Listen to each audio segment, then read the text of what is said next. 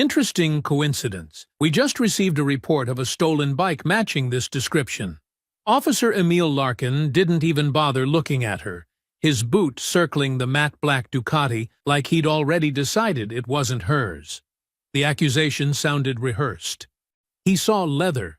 He saw a black woman on a $28,000 machine. He saw something that didn't fit his narrative. Cora Beaumont stood still, helmet under her arm, hands open and visible. 20 years of federal training kept her face unreadable. She knew there was no report, only assumption hardening into action. She tried to identify herself, but he cut her off by gripping her arm and spinning her toward the bike. The cuffs snapped tight around her wrists. Whatever story you've got, save it for booking. What Officer Larkin didn't know was that the woman he'd just handcuffed on a public street held the federal authority to dismantle everything he'd spent 4 years carefully building. Before continuing, comment where in the world you are watching from and make sure to subscribe, because tomorrow's story is one you can't miss. The engine hummed beneath her like a living thing. Cora Beaumont leaned into the curve of Meridian Boulevard and felt the tension leave her shoulders for the first time in 6 weeks. The matte black Ducati moved exactly the way she needed it to. Smooth, responsive, completely under her control. Around her, Macon County rolled by in warm afternoon light. Shop windows, oak trees, families moving along the sidewalk without a care in the world. She understood that feeling today. She was borrowing it. 1 day off. That's all she had. 20 years working fugitive cases for the FBI, and the calendar had finally coughed up a single Saturday with nothing on it. No briefings, no files, no dead ends to chase down. Just the open road and the bike her late husband Wade had loved more than almost anything on earth. She had rebuilt it herself after he died. Every part, every bolt. It had taken her 8 months, and she had cried through most of it. But when she finally turned the engine over in her garage and heard that deep, throaty roar fill the air, something in her chest had loosened for the first time in a long time. Wade would have loved that sound. She was heading to her mother's house on the other side of the city. Pot roast, sweet tea.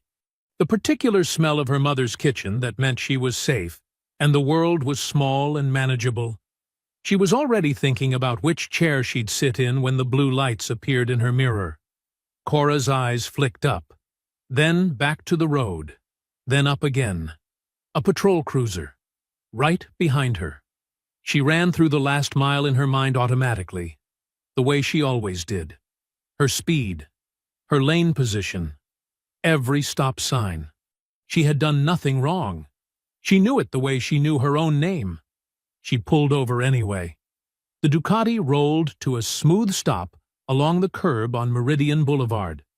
Cora killed the engine and swung one leg over the seat, planting both boots flat on the pavement. She pulled off her helmet and set it on the tank. The afternoon air was warm and smelled like cut grass. 2 officers stepped out of the cruiser. The one in front moved like a man who had never once questioned himself. Medium height, broad through the chest. His name tag read Larkin. He walked toward her with his thumbs hooked near his belt, scanning the bike first, then her face, then the bike again. Something shifted in his expression when he put the two together. Something that wasn't quite a smile, but was close enough to make her stomach tighten. His partner, Garver, hung back near the front of the cruiser.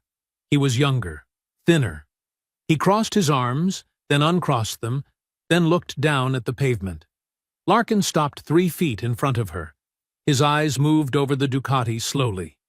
All the way up, all the way back down.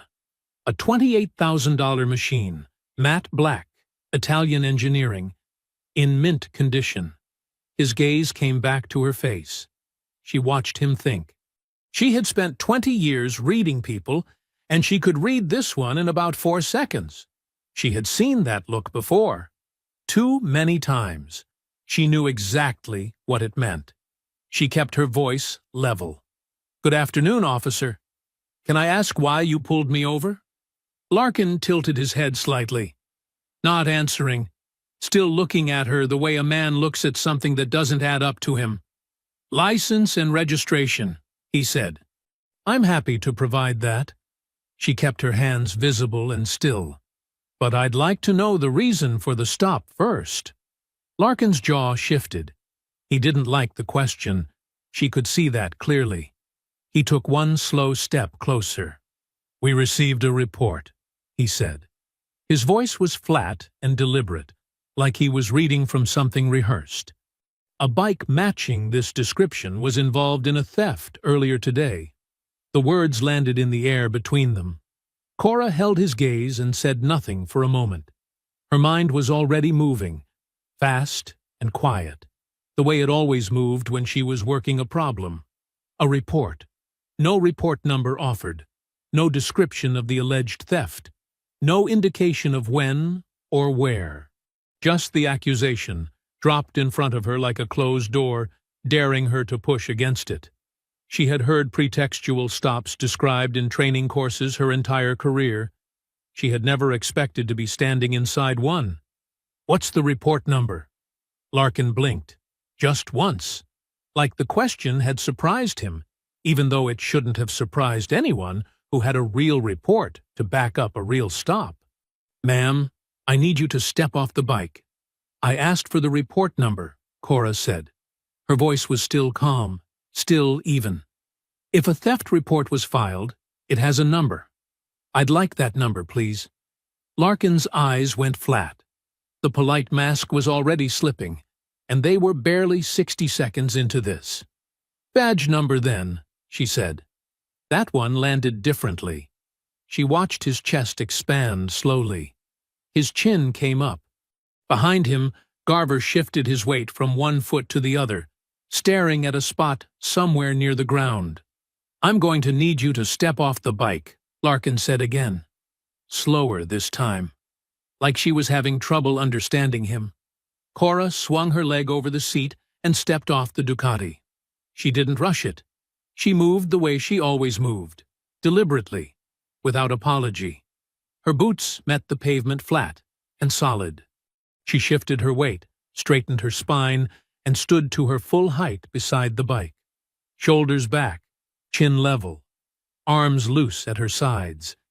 She wasn't performing confidence. She simply had it. The afternoon sun caught the chrome of the Ducati behind her, and she stood in front of it like she belonged exactly there, because she did. Larkin's jaw tightened almost imperceptibly. She noticed. She was supposed to look uncertain. She didn't. Officer, I am a law enforcement officer. She kept her hands exactly where he could see them, flat and open at her sides. My credentials are in the left storage compartment of this bike. I'm going to reach for them now so I can identify myself properly. I am moving slowly. She turned her body just slightly toward the compartment latch. The sound of Larkin's hand hitting the snap of his holster was loud in the warm afternoon air. Do not move. Everything stopped. Cora froze. Her heart was hammering, but her face showed nothing. 20 years of training held her perfectly still.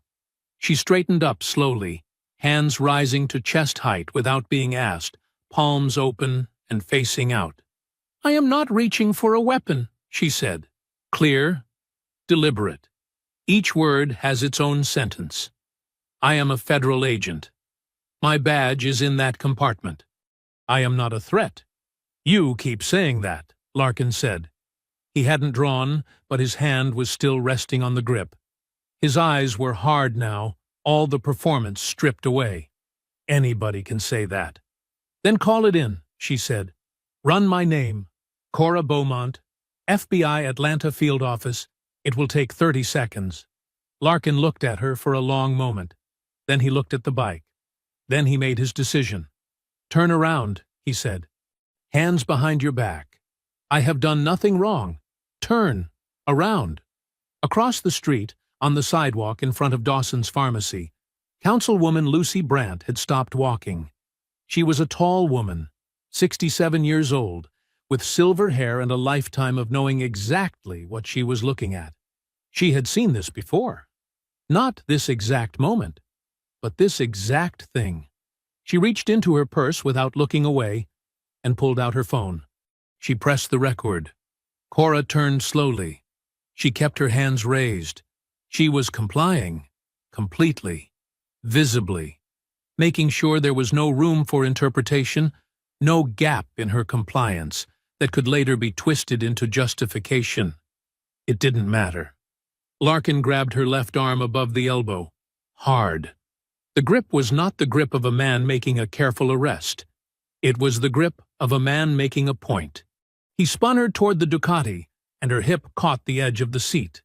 She steadied herself against the tank. "Hands behind your back," he said, right next to her ear. She brought her hands back. He snapped the cuffs on.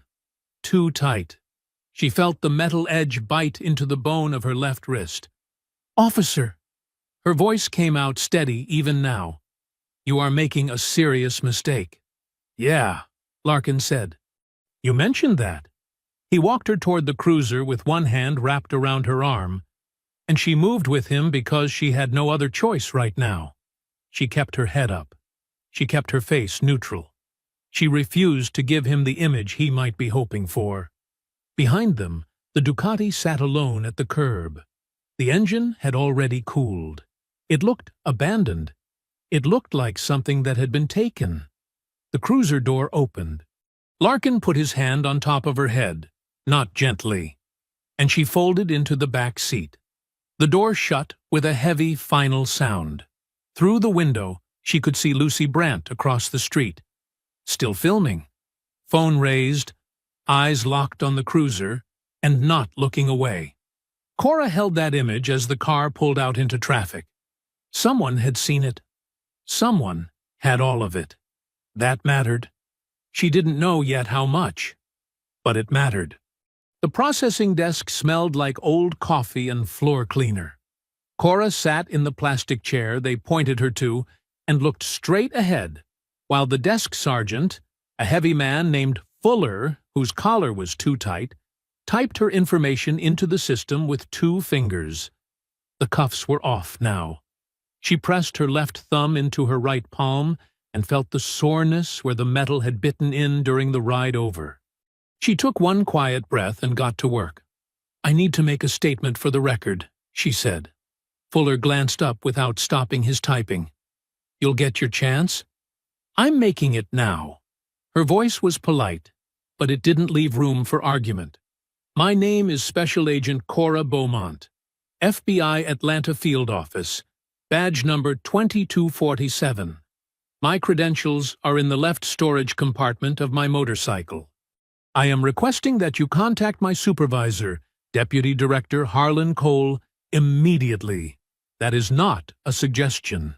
Fuller stopped typing. He looked at her the way people look at someone who has just said something they aren't sure they heard correctly. Then he typed her name in. The result came back in under 4 seconds.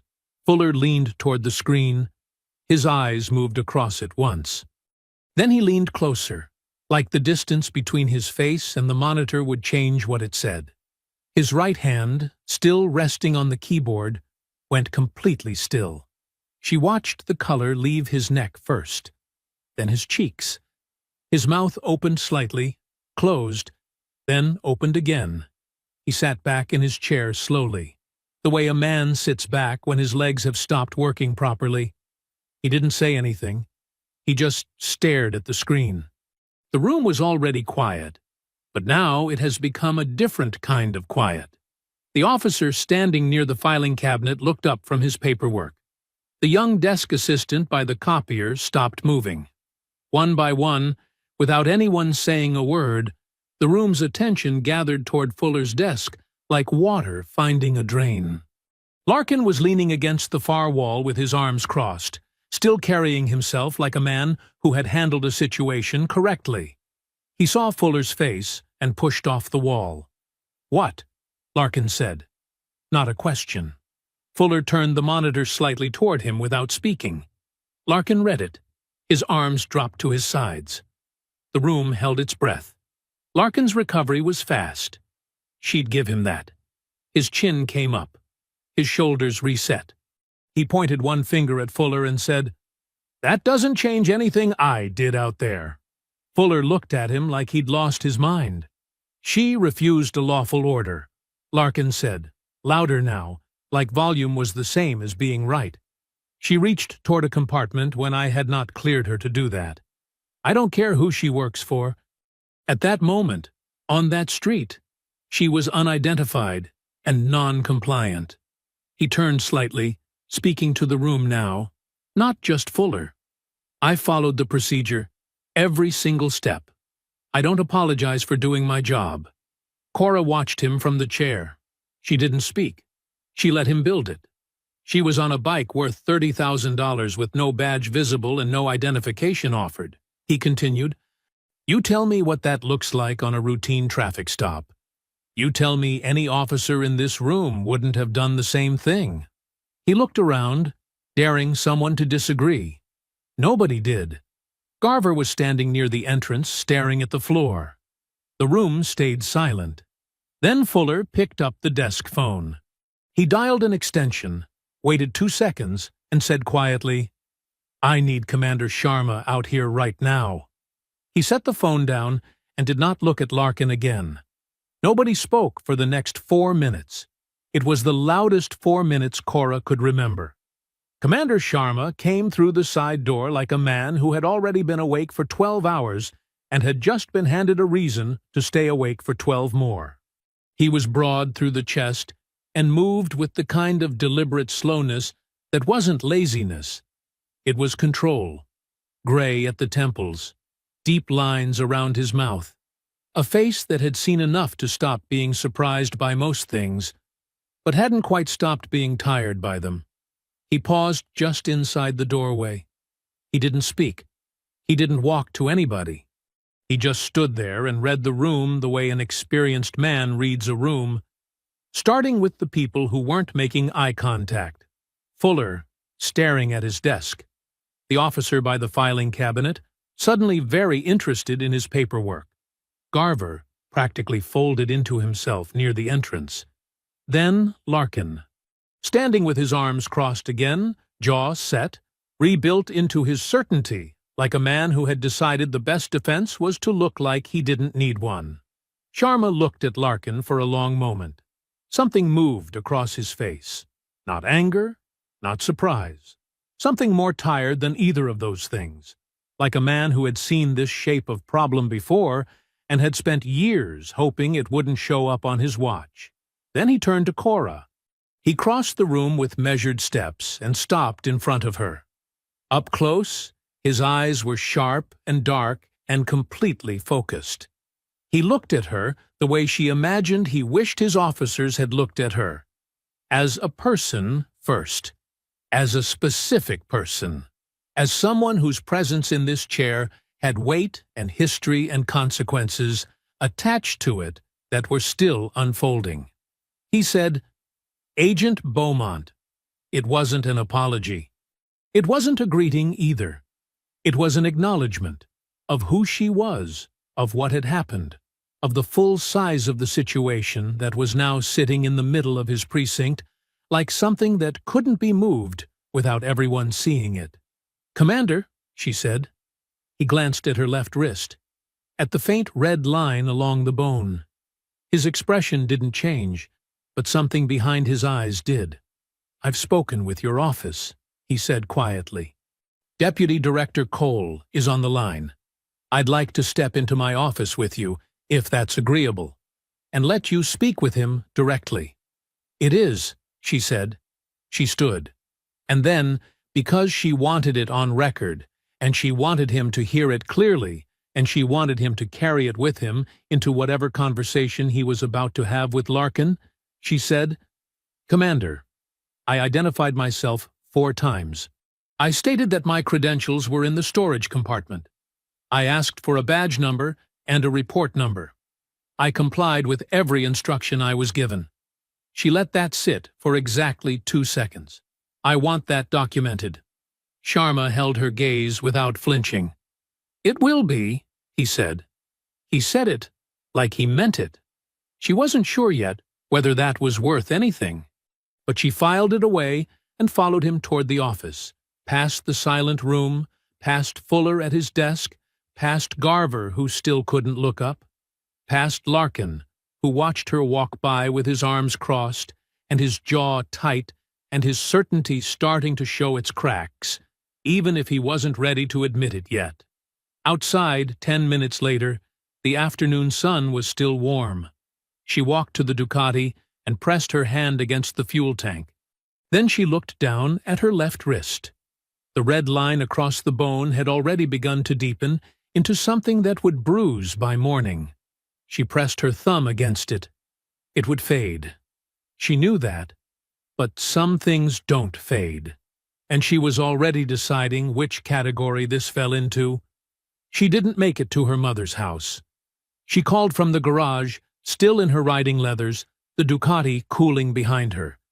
The phone rang twice before her mother picked up with the warm, expectant energy of someone who had been watching the clock. "Baby, where are you? The roast has been resting for 20 minutes. Mama." Cora closed her eyes. "I'm not going to make it tonight. Something came up." A pause. Her mother had been the wife of a civil rights attorney for 40 years. She knew what something came up meant when her daughter said it in that particular voice. "Are you safe?" "I'm safe." "Are you sure?" "Yes, ma'am." Another pause, longer this time. "I'll put a plate in the refrigerator." "Thank you, Mama." She hung up and stood in the garage for a while without moving.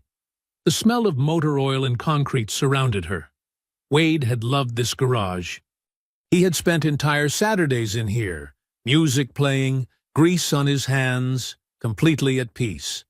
She used to bring him sweet tea and sit on the workbench and watch him work and think she understood what contentment looked like. She went inside, sat down at the kitchen table, and stared at the wall. Her phone started vibrating at 9:14 p.m. She looked at the screen. A text from a number she didn't recognize, then another.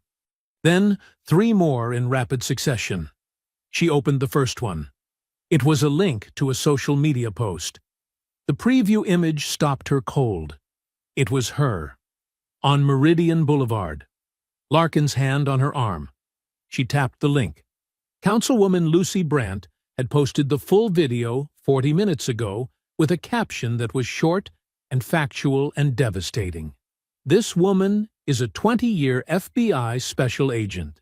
She was arrested today on Meridian Boulevard in Macon County. No crime was committed. Watch and decide for yourself." The video was 3 minutes and 40 seconds long. It was steady and clear and caught everything. Cora standing tall beside the Ducati, her hands open at her sides, Larkin moving in, the grab, the spin, the cuffs going on. The Ducati sitting alone at the curb as the cruiser pulled away. Cora watched it once. Then she set the phone face down on the table and sat very still. She was not the kind of person who fell apart. She had built herself, piece by piece, over 20 years into someone who did not fall apart. But there was something about watching it from the outside, about seeing herself as the camera saw her, small and controlled and cuffed on a public street on a Saturday afternoon. That moved through her in a way she hadn't expected. She picked the phone back up. The post had been live for 40 minutes. It already had 60,000 views. She put the phone down again. By midnight, she checked once more.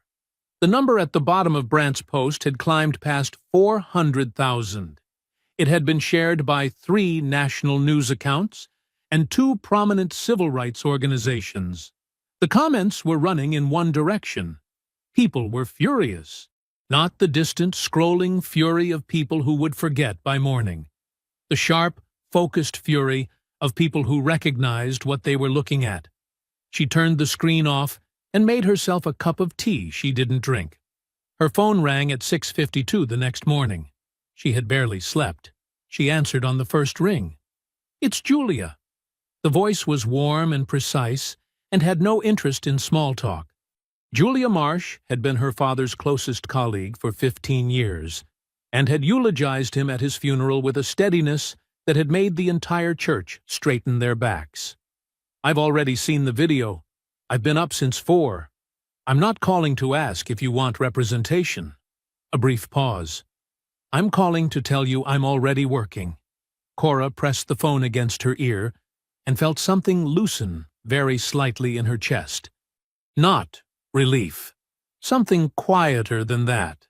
"Julia," she said, "don't thank me yet. This is going to get harder before it gets better." Papers shuffled on the other end of the line. "But I want you to understand something clearly. What happened to you on that street yesterday was not an accident, and it was not an isolated incident. I don't know the full shape of it yet, but I will." Another pause. "So will they." Cora stood up from the kitchen table and walked to the garage door. She opened it. The Ducati sat in the dim morning light, matte black, perfectly still. "Tell me what you need from me," Cora said. "Everything," Julia said. "Start from the beginning." Julia arrived at Cora's house at noon with a legal pad, a box of files, and a coffee she had already half finished on the drive over. They sat at the kitchen table, and Cora told her everything from the beginning. The blue lights, the pretextual stop claim, the 4 times she identified herself, the cuffs, all of it. Julia wrote without interrupting. Her pen moved fast, and her face stayed neutral, but her eyes got sharper with every detail. By the time Cora finished, Julia had filled 6 pages. "Did anyone at the precinct document your statement?" Julia asked. "Commander Sharma said it would be recorded. I'll be verifying that personally." Julia flipped back through her notes. "The report number Larkin cited for the alleged theft. Did he ever provide one?" "No." "Did he provide his badge number when you asked?" "No." Julia underlined something twice and said nothing. They ordered food and kept working through the afternoon, building a timeline, listing every name, every exchange, every detail Cora could recall. Outside, the day moved past the kitchen window in ordinary Sunday rhythms. Neighbors walking dogs, a kid on a bicycle, the distant sound of a lawnmower 2 streets over. The world running normally, while theirs did not. At 3 o'clock, Julia's phone buzzed. She glanced at it and said, "Dobbs is speaking." Cora reached over and opened her laptop. Sheriff Ray Dobbs filled the screen like a man who had been born specifically for this kind of moment. He was broad-shouldered and silver-haired, standing at a podium on the front steps of the Macon County Sheriff's Department in a freshly pressed uniform with 3 rows of commendation pins on his chest. Behind him, a small arrangement of department officials stood in careful formation. Local and national news cameras were assembled on the lawn below him. He looked directly into the cameras and smiled the smile of a man with nothing to hide, which told Cora immediately that he had a great deal to hide. "Yesterday afternoon," Dobbs began, his voice deep and unhurried, "2 of my officers responded to a call involving a vehicle matching the description of one reported stolen earlier in the day. They conducted a traffic stop on Meridian Boulevard, in accordance with standard departmental procedure." He paused, letting that land. The individual stopped was uncooperative with officers' instructions and failed to comply with lawful commands, necessitating a brief detainment. Uncooperative. Cora said the word quietly to herself. Julia wrote it down without looking up. "The individual in question," Dobbs continued, "is a federal employee, and we take any interaction involving law enforcement personnel seriously." He said federal employee the way someone might say parking attendant. No title, no rank, no 20 years of service, just 2 flat words designed to make her as small and generic as possible. "I have directed Deputy Chief Warren Sells to conduct a full internal review of the incident. That review will be thorough, and it will be fair." He said thorough and fair like they were the same word. Then the questions started. A reporter near the front asked whether the officers knew they were detaining an FBI agent. Dobbs gave a careful non-answer about information available at the time of the stop. Another reporter asked about the video. Dobbs said he had seen it, and that a 30-second clip rarely told a complete story. He said it smoothly, practiced. Then, near the end, a reporter from a national outlet said, "Sheriff, are you aware that Agent Beaumont has a clean record of 20 years of federal service?" Dobbs nodded slowly, with the expression of a man being very patient. "I am also aware," he said, "that Agent Beaumont has a prior formal complaint in her personnel file related to a use-of-force incident from approximately 3 years ago." The room shifted. Cameras adjusted. "That complaint," the reporter pressed, "was investigated and cleared." "Yes," Dobbs said pleasantly. "And I'm sure that will be part of the full picture as all the facts come to light." Cora closed the laptop. The kitchen was very quiet. She looked at the closed screen for a moment, then looked at Julia. Julia had stopped writing. She was sitting with her pen resting against the legal pad and her eyes fixed on the table between them, thinking something through carefully. "He's not protecting Larkin," Cora said. Julia looked up. "Larkin is just the part he's willing to show us," Cora said. "There's something underneath this. Something he needs to keep buried." Julia held her gaze for a long moment. Then she opened to a fresh page on the legal pad and drew a single line down the center. "Then, let's start digging," she said. The call from the FBI came Monday morning at 8 o'clock sharp. Cora was already up, already dressed, already on her second cup of coffee, when her supervisor's assistant patched through the official notification. "Administrative leave, effective immediately, pending a joint procedural review between the FBI Atlanta Field Office and Macon County. Standard language, careful language, the kind of language designed to sound neutral while communicating that the institution needed distance." She listened without interrupting, said she understood, hung up. She sat with the phone in her hand for a moment. Then she set it down on the table, opened her laptop, and got to work. The review board could have its process. She had her own. Julia arrived at 10 with Councilwoman Brandt, who came through the front door carrying a canvas tote bag full of folders, and the focused energy of a woman who had been fighting this particular fight for 40 years and had not yet decided to stop. Lucy Brandt was not soft.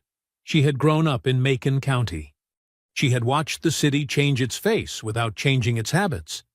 She had filed complaints, attended meetings, written letters, organized community forums, and documented incidents that never led anywhere because the system documenting them was the same system being complained about. She sat down at Cora's kitchen table and pulled folders from her tote bag with the quiet efficiency of someone who had been preparing for exactly this conversation. "I've got 3 families," Brandt said, spreading documents across the table. 3 that I know of personally. There are more. The first was a retired schoolteacher named Bernie Merrick, 61, who had his 2021 Cadillac Escalade seized on Meridian Boulevard 7 months ago after a pretextual stop involving an alleged equipment violation. A broken taillight that he had documentation proving was repaired 2 weeks prior. The car was never returned. The charge was quietly dropped 3 months later, but by then the civil forfeiture had already been processed. The second was a woman named Sylvia Crane, 54, a small business owner who had been arrested on Meridian 6 months ago while driving a company van. Charge: failure to identify. She had identification on her. She had handed it over. The charge was dropped within a week, but she had spent a night in county lockup and lost a catering contract because she missed a Monday morning appointment. The third was a 28-year-old named Deshaun Mobley, who had his Kawasaki ZX-6R seized on Meridian 4 months ago. He was 22 years old when he bought that bike with 3 years of savings from working double shifts. He was still fighting to get it back. All 3 stops had occurred on the same stretch of Meridian Boulevard. All three involved vehicles of significant value. None had resulted in sustained criminal charges. Cora read through every file. She made notes. She asked precise questions. Brandt answered all of them. Then Cora went to the county business registry database and typed in the one name that appeared in the paperwork of all three forfeiture cases, listed as the contracted towing and impoundment service of record, Meridian Towing and Recovery. She clicked through to the business registration. Owner of record, Craig Rivers. She cross-referenced the name against public records, property filings, and a county vendor contract database that was technically public, but buried deep enough that most people would never find it. It took her 11 minutes. Craig Rivers was the sheriff's brother-in-law. He had held the county's exclusive towing and impoundment contract for Macon County law enforcement for 4 years. The contract had been renewed 18 months ago without competitive bidding, approved by a committee that included 2 department officials who reported directly to Sheriff Ray Dobbs. She leaned back in her chair and looked at the ceiling. Julia and Brandt were watching her. "The towing company gets the vehicles," Cora said slowly, working it through out loud. "The forfeiture proceeds flow through the county. But Craig Rivers profits from every seized vehicle that comes through his lot. Storage fees, processing fees, auction proceeds." She looked at Julia. "And the stops that generate those vehicles are being made on a very specific stretch of road." That evening, Cora pinned a map of Meridian Boulevard to the wall of her home office. She marked every documented stop Brandt had provided. Red marker. 1 dot per incident, with the date written small beside it. When she was done, she stepped back and counted. 23 markers, all on the same corridor, all within a 14-block stretch of Meridian Boulevard. She photographed the wall and sent the image to Julia with a single word: pattern. Julia's response came back in less than a minute. "That's not a pattern. That's a pipeline. Keep digging."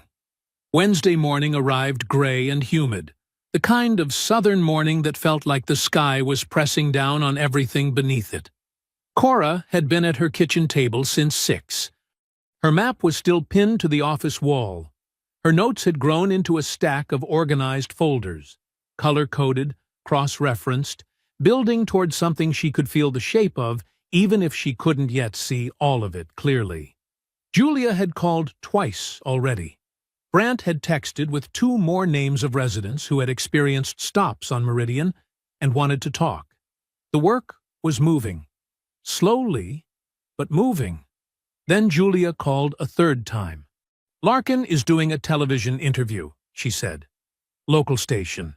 Airing at 2 o'clock. Cora looked at the clock on the microwave. 4 hours. "I'll be watching," she said. She turned the television on at 1:55 and sat on the edge of the couch with her arms resting on her knees. The segment opened with a sympathetic graphic, "Officer speaks out," and then cut to a studio where Emil Larkin sat across from a local anchor named Melissa Vance, who had the careful, pleasant expression of someone trying very hard to appear neutral. Larkin looked good. That was the first thing Cora registered, and she registered it the way she would register any tactical detail, calmly, without letting it rattle her.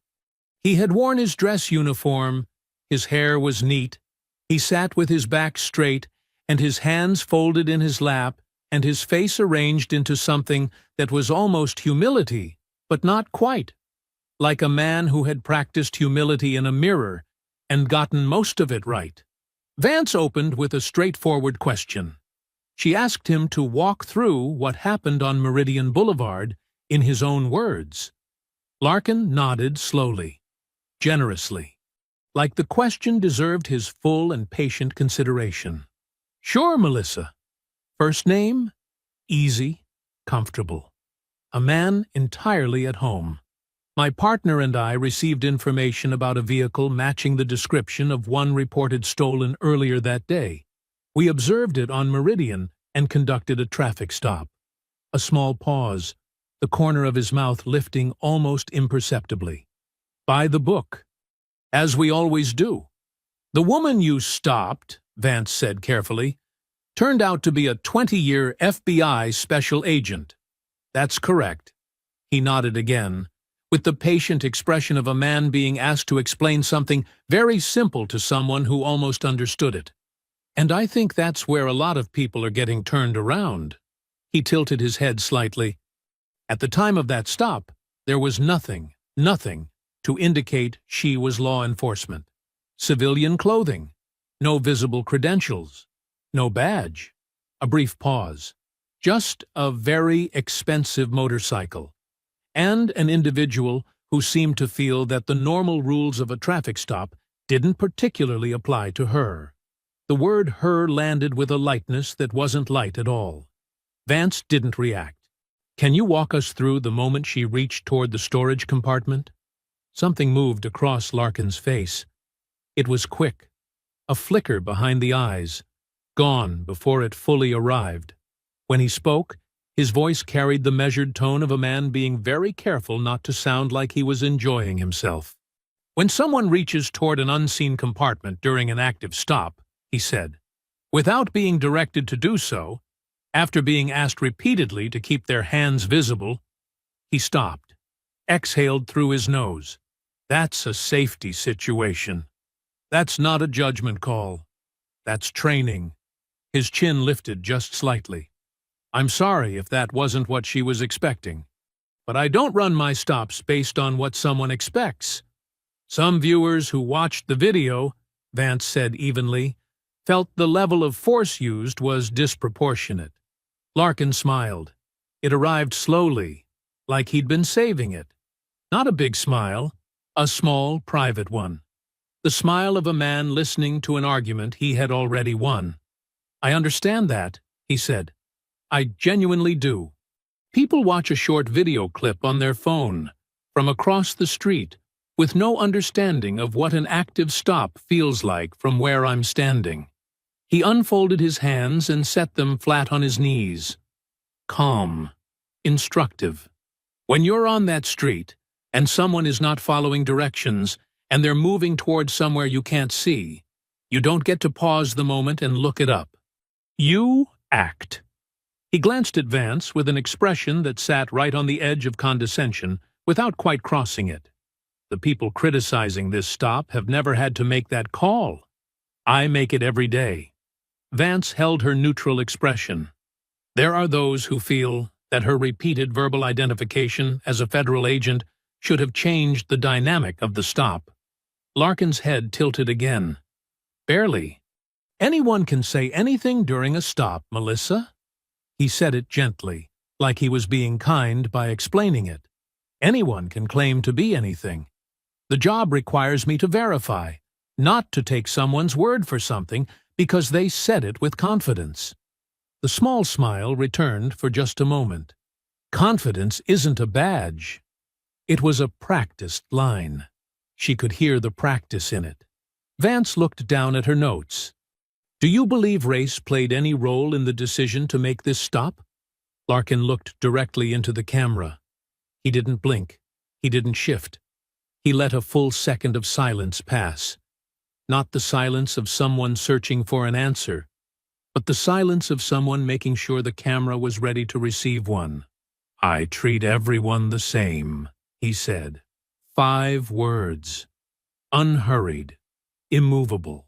Delivered with the absolute certainty of a man who believed that saying something plainly enough made it permanently true. Cora turned the television off.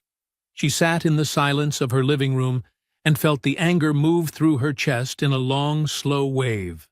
Not the hot, reactive kind. The cold, purposeful kind. The kind that didn't need to raise its voice. The kind that could sit across from a smiling man in a pressed uniform and wait him out. She thought about Bernie Merrick's Escalade, about Sylvia Crane's night in county lockup, about Deshaun Mobley's bike, bought with 3 years of double shifts, sitting in a tow lot right now collecting storage fees. Confidence isn't a badge. She stood up, walked to her office, and pulled out a fresh legal pad. At the top of the first page, She wrote one question in plain block letters and underlined it twice. How many times has he said that before? She picked up her pen and got back to work. Thursday morning came in quietly. Cora was at her desk by 7, working through a new stack of documents Brant had dropped off the evening before. More residents, more stops, more vehicles that had disappeared into Meridian Towing's lot and never come back. She had her coffee. She had her notes. She had the focused stillness of someone who had converted their anger into fuel and was running clean on it. Her personal cell phone rang at 8:22. Unknown number. She looked at it for 1 ring, 2. Then she picked up. Agent Beaumont. The voice was male, young, barely above a whisper, like the words were being tested for weight before they were fully released. It's Garver. She set her pen down very carefully. Officer Garver. She kept her voice completely neutral. No surprise, no urgency. The same tone she used when a witness called in on a case, steady enough that they didn't spook. I'm here. Take your time. A long pause. She could hear him breathing, could hear what sounded like a car interior, an engine idling low. He was calling from somewhere private, his personal cell, not his department phone. I need you to know something, he said. About Saturday. I'm listening. Another pause, longer this time. She waited without filling the silence. The theft report, Garver said finally. The stolen bike report Larkin cited as the reason for the stop. He stopped, swallowed. She could hear it. It doesn't exist. It was never filed. There was no report. The room felt very still. I was in the car with him, Garver continued, his voice dropping even lower.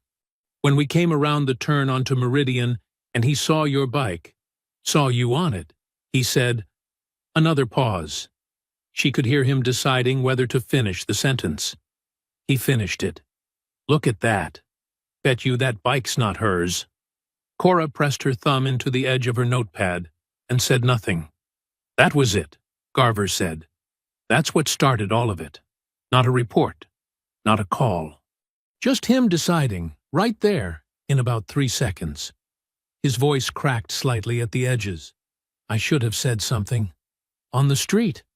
I know that. I've been telling myself I would have said something if it had gone further. But it kept going further. And I just... He stopped. You called me, Cora said quietly. You're saying it now. Silence. What do you need from me? He asked. Right now? I need you to stay on the line for another few minutes. She had already pulled a fresh page on her notepad and was writing in longhand, fast, and exact.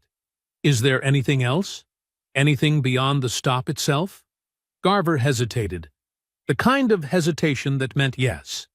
There's a log, he said. Her pen stopped. Larkin keeps a record, Garver said. An informal one. Not official paperwork. It's on a shared digital drive. Him and 2 other officers and a sergeant. They call them productive stops. He said the phrase like it tasted bad. It tracks the stops, the vehicles, approximate values, which corridor they were made on. A pause. Meridian shows up a lot. How long has this log been running? At least 2 years, maybe longer. I only got access 8 months ago. Do you still have access? A long silence. She could hear him thinking through the consequences in real time. I can get it, he said finally. Garver. She chose the next words carefully, because they mattered, and she meant them. I know what it costs to make a call like this. I know what you're risking. I'm not going to pretend otherwise. She paused. If you come forward, I will do everything in my power to make sure you are protected. That is not a line I use lightly. He didn't respond immediately. She heard him exhale, long and slow, the way a person exhales when they have been holding something in their chest for days and have just set it down somewhere. My wife just went back to work, he said quietly. The baby's 3 months old. A pause. I need this job. I know, she said. Give me until tomorrow, he said. For the log. I'll be here. The line went dead. Cora sat motionless at her desk for a full minute. Then she transcribed every word Garver had said from her shorthand notes into a clean, complete written account. She dated it, time-stamped it, signed it. She locked it in the desk drawer, stood up, and walked to the kitchen to make fresh coffee. The shape of it was coming clear now. Not fully, not yet, but she could see the outline. And outlines were enough to start. Friday morning. 6 days since the stop on Meridian Boulevard. Garver had not yet delivered the logbook. Cora had checked her phone a dozen times before breakfast and told herself to stop checking. He would come through or he wouldn't. Pushing him would only make him pull back. She knew how witnesses worked. She had spent 20 years managing them. She got dressed, picked up her files, and drove to Julia's office. Julia Marsh worked out of a 3-room suite on the 4th floor of a building on Delaney Street that smelled like old carpet and legal history. The walls were lined with case files, framed rulings, photographs of courtrooms and clients, and moments that had mattered. There was a photo near the window of Julia standing beside Cora's father at what looked like a press conference, both of them young and sharp-eyed and leaning slightly forward, like they were always about to say something important. Cora sat across from Julia's desk and watched her finish the last read-through of the document she had been building for 6 days. 63 pages. Single-spaced. Meticulous. Julia set the last page down, aligned the stack against the desk with both hands, and looked up. This is the strongest Section 1983 filing I have put my name on in 30 years of practice, she said. Not as a boast. As a fact, stated plainly for the record. Walk me through it, Cora said. Julia walked her through it. The filing named Officer Emil Larkin, Officer Mitch Garver, Sheriff Ray Dobbs, and Macon County as defendants. It documented Cora's arrest in precise chronological detail. The fabricated pretext, the 4 verbal identifications, the unlawful use of force, the departmental response, the Dobbs press conference, the deliberate burial of her credentials and rank. It then laid out the pattern. Every documented pretextual stop on Meridian Boulevard that Brandt had provided, cross-referenced against Meridian Towing's contract records and the civil forfeiture filings. It argued a clear and sustained violation of constitutional rights under color of law, supported by documented evidence, witness accounts, and video footage that was currently sitting at 4 million views and climbing.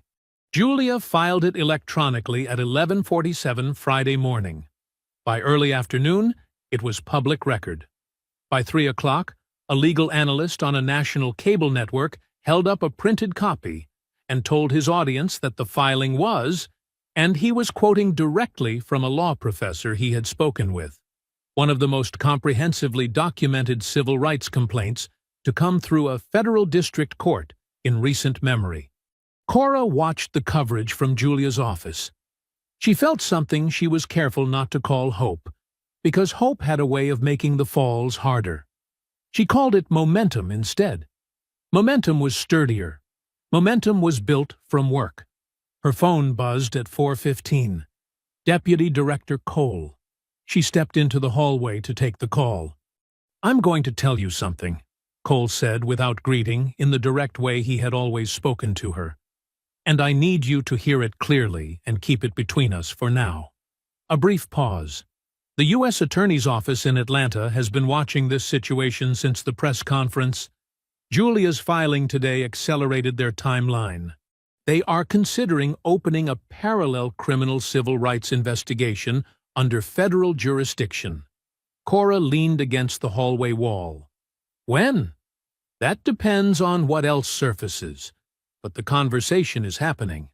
And federal jurisdiction means Dobbs has no seat at the table. Another pause. "I want you to keep doing what you're doing. and I want you to be careful." "Understood," she said. "Cora."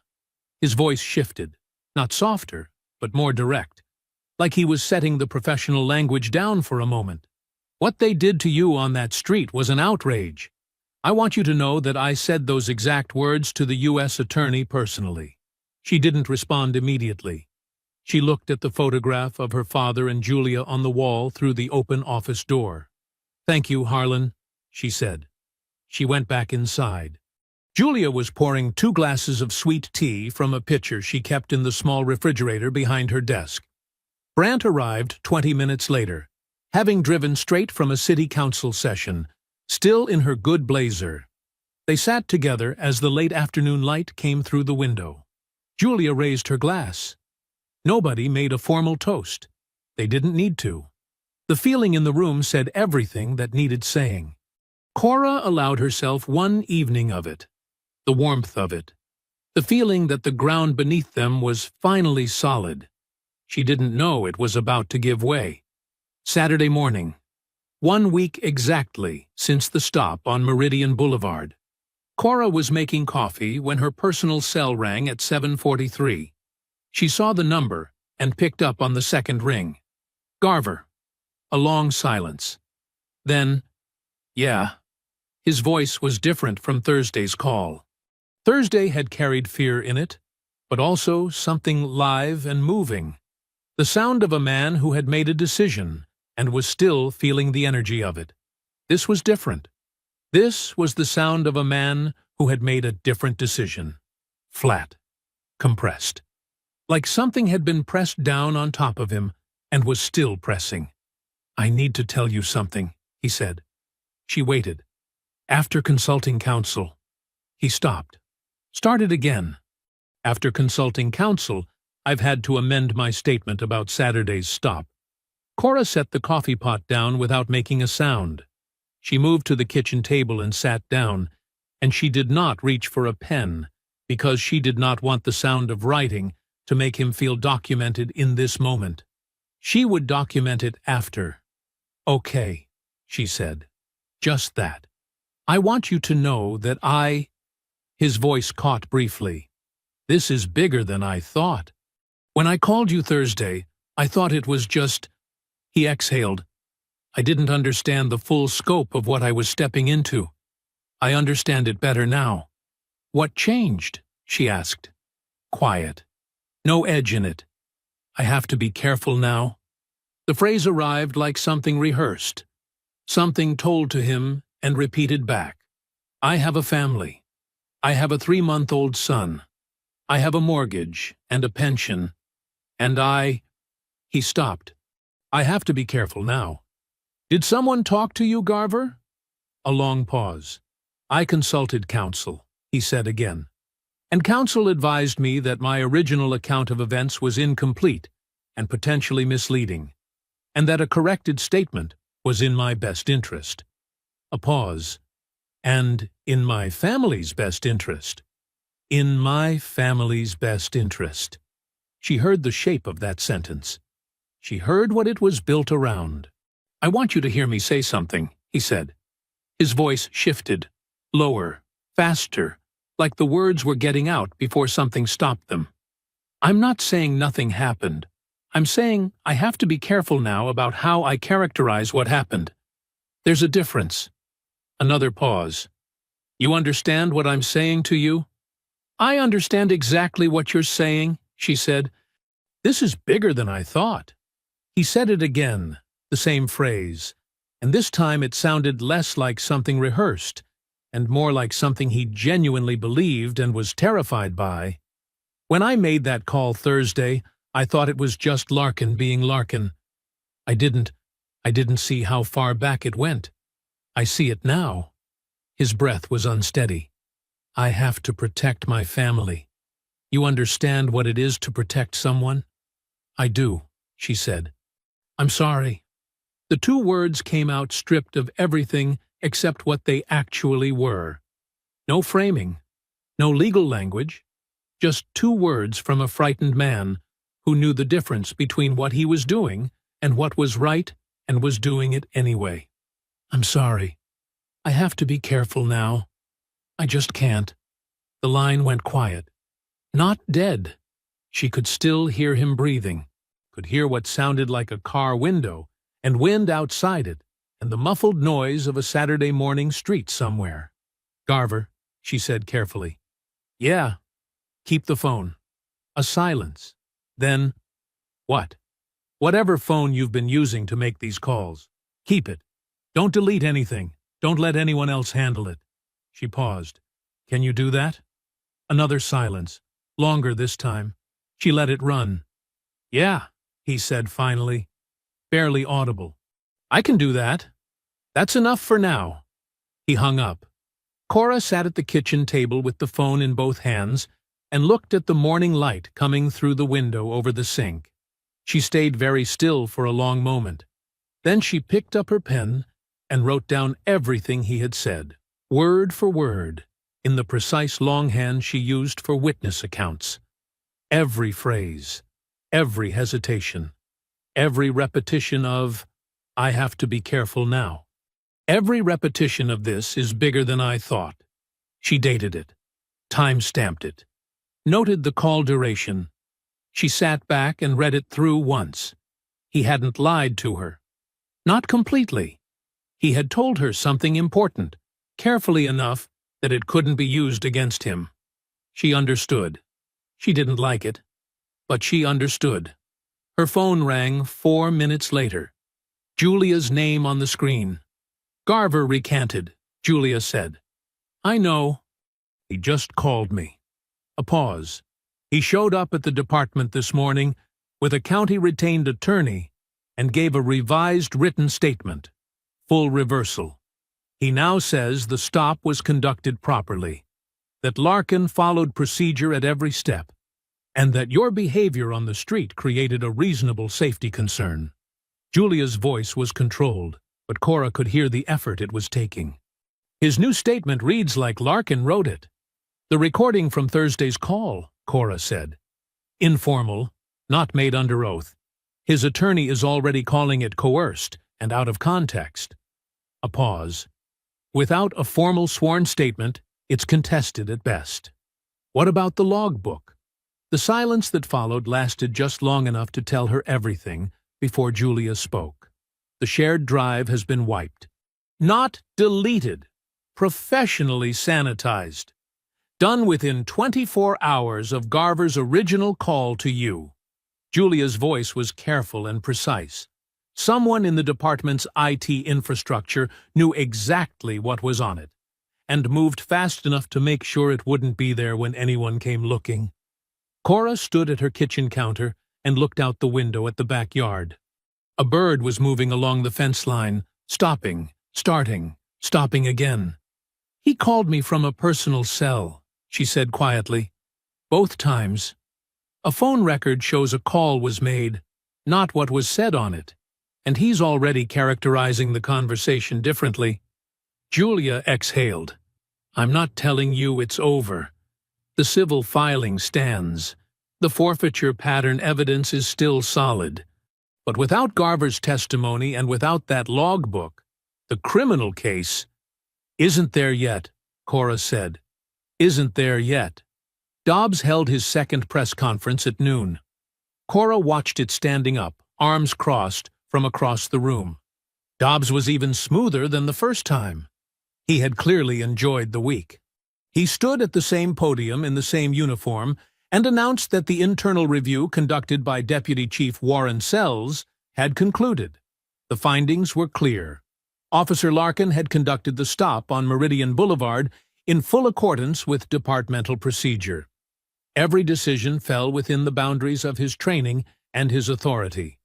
Effective immediately, Larkin was reinstated to full active duty with back pay. Then Dobbs looked into the cameras and said, "This department stands behind its officers.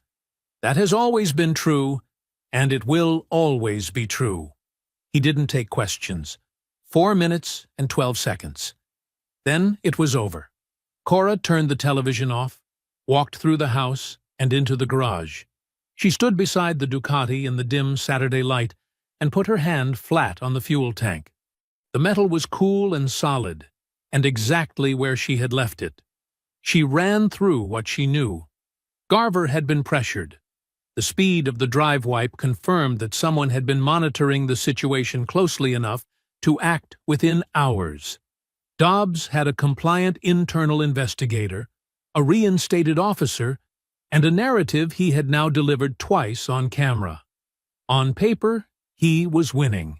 But paper wasn't everything. She thought about what she did for a living. She found things that people had tried to make unfindable. She built cases from fragments that looked like nothing until they were assembled correctly. Data didn't vanish. It migrated. A wipe order was only as complete as the person issuing it understood the system they were wiping. And most people, in Cora's experience, didn't fully understand the systems they were operating in.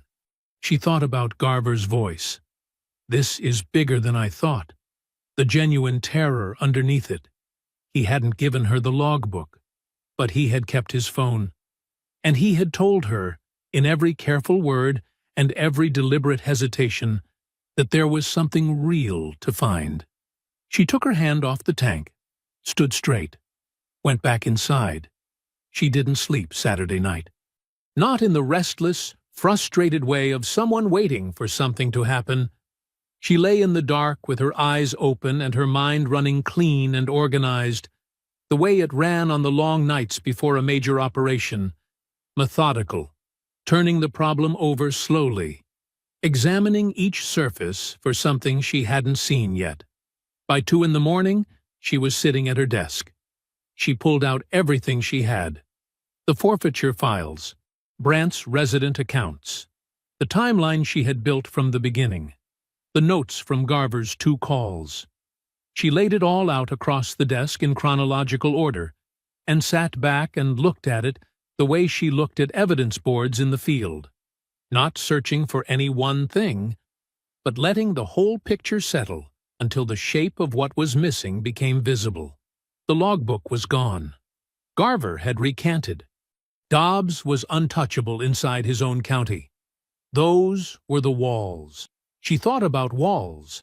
In her experience, walls were only solid until you found the part that nobody had bothered to reinforce because nobody thought anyone would look there. She picked up her personal cell and scrolled to a number she hadn't called in 14 months. Wade Arden had worked cyber forensics for the FBI's Atlanta division for 11 years. He was quiet, methodical, and extraordinary at his job in the way that people are extraordinary when they genuinely love what they do. 3 years ago, Cora had built a trafficking case alongside him that had put a man named Gerald Poole away for 31 years. Arden had worked 4 consecutive nights without sleep to recover encrypted communication files that Poole's attorneys had sworn were permanently deleted. They weren't. He picked up on the 3rd ring. Beaumont. His voice was warm and unhurried, the voice of a man who answered calls from former colleagues at 2 a.m. without making it strange. "I've been watching the news. I need a favor," she said. "Off the books initially. I need eyes on something."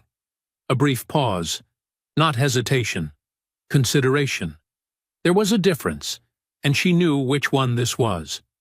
"Tell me what you're looking at," he said.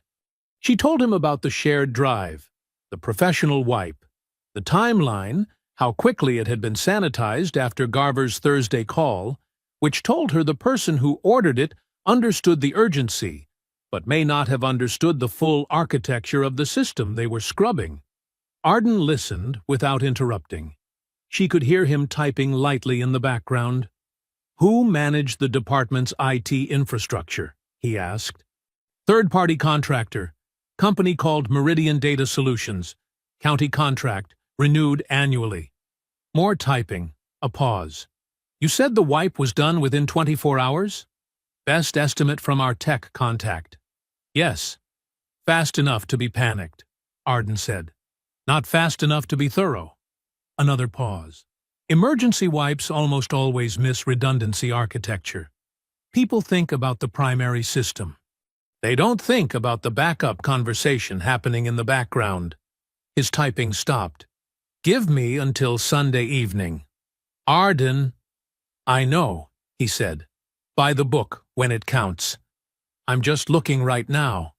Sunday evening, she was at her kitchen table with a cup of tea that had gone cold when her phone buzzed. Wade Arden. One message. No preamble. "Call me." She called. The third-party contractor used off-site cloud redundancy for all county department data, Arden said, and she could hear something controlled and focused in his voice, the sound he made when he had found something real. Standard backup architecture, automated, running continuously in the background. The wipe order was issued to the primary shared drive and the local server backup. It was never transmitted to the cloud redundancy point. A pause. Because nobody in that department knew it existed. It wasn't documented in their internal IT records. It was a contractor default setting that was never disclosed to the client. Cora was very still. "The logbook," she said. "Intact," Arden said. "Every entry. I'm looking at it right now." She set her hand flat on the kitchen table. 41 entries, Arden continued. 19 officers, 4 years of documented stops organized by corridor, vehicle type, and, he paused, projected forfeiture yield. Another pause, slower this time. "Cora, your bike is in here, logged as a pre-identified target. Entry was made before the stop." She closed her eyes for exactly 3 seconds. Then she opened them. "Can you build a clean chain of custody?" she asked. "Already started," he said. She picked up her pen. "Send me everything," she said. Sunday night bled into Monday morning without either of them noticing. Arden had sent the files at 9:47 Sunday evening, a clean, organized package of recovered data with a preliminary forensic documentation report attached that was already building the evidentiary foundation they would need. Cora had called Julia within minutes. Julia had arrived at Cora's house by 10, with her legal pad, and a focused energy that didn't require coffee to sustain itself. They worked through the night at the kitchen table. The logbook was worse than Cora had imagined when Garver first described it. It wasn't the informal scribbling of one careless officer. It was a structured operational record. Column headers, date fields, location codes, vehicle classifications, estimated values, and a final column labeled simply yield that tracked actual forfeiture proceeds per stop. Someone had built this deliberately. Someone had maintained it carefully. This was not recklessness.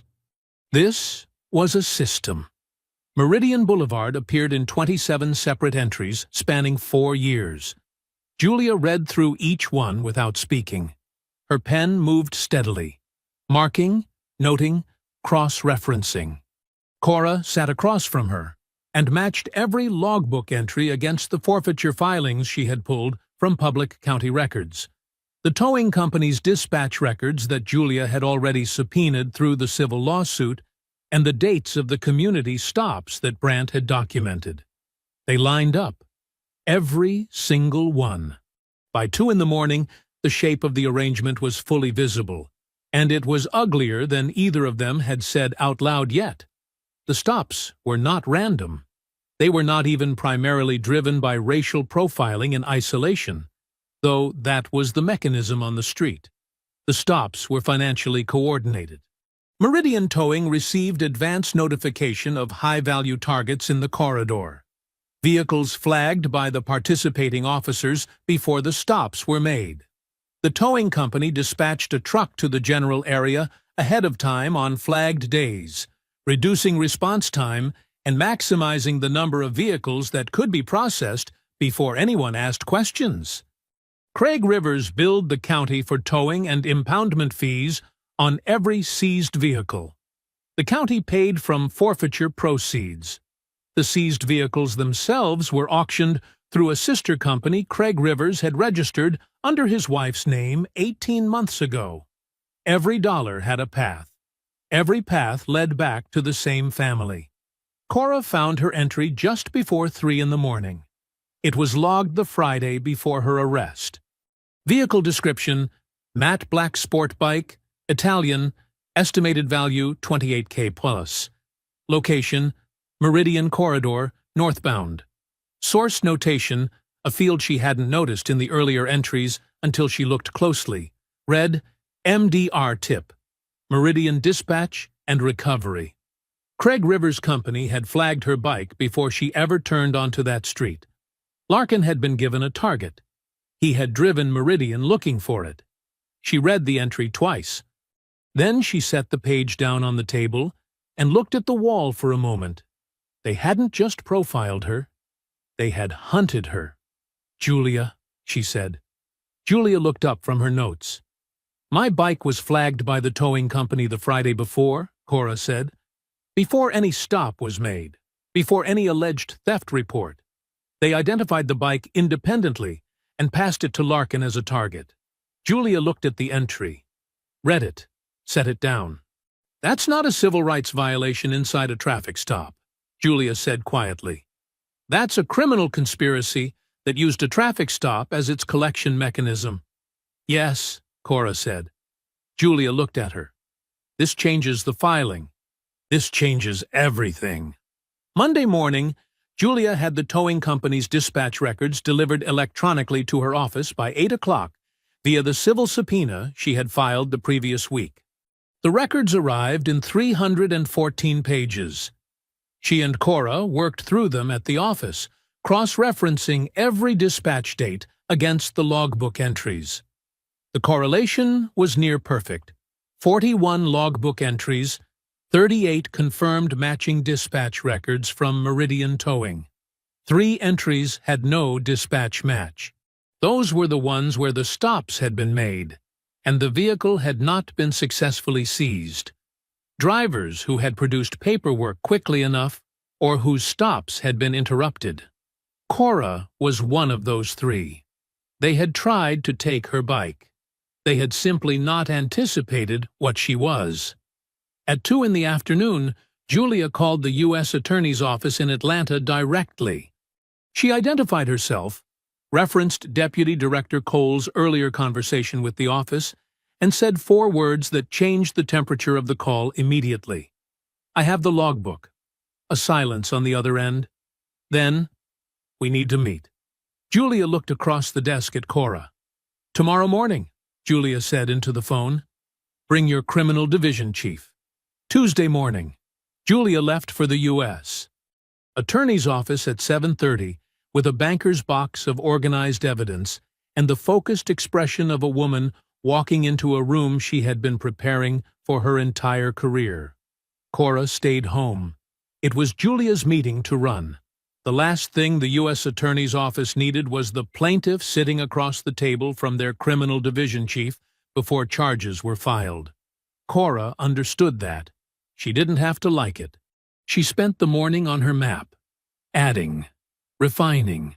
The logbook had given her dates and details that filled gaps she hadn't known existed 2 days ago.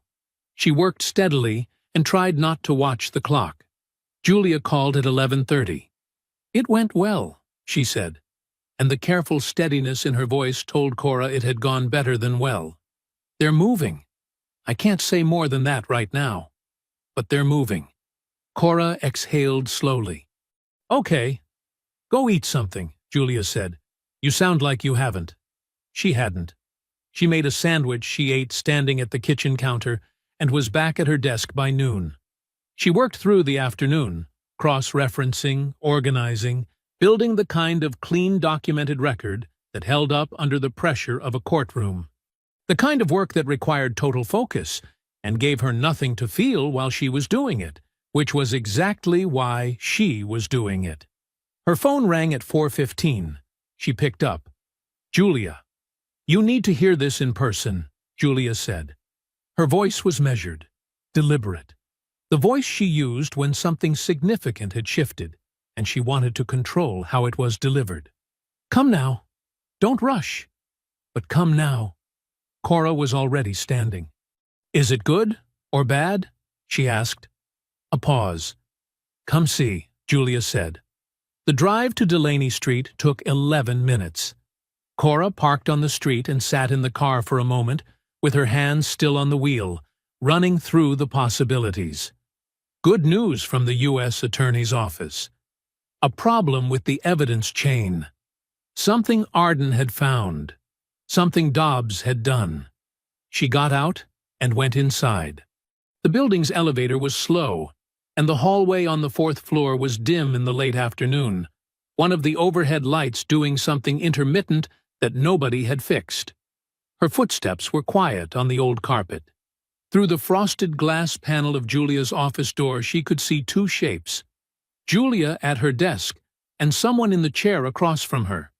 Sitting forward, shoulders curved inward. The posture of someone carrying something they hadn't put down yet.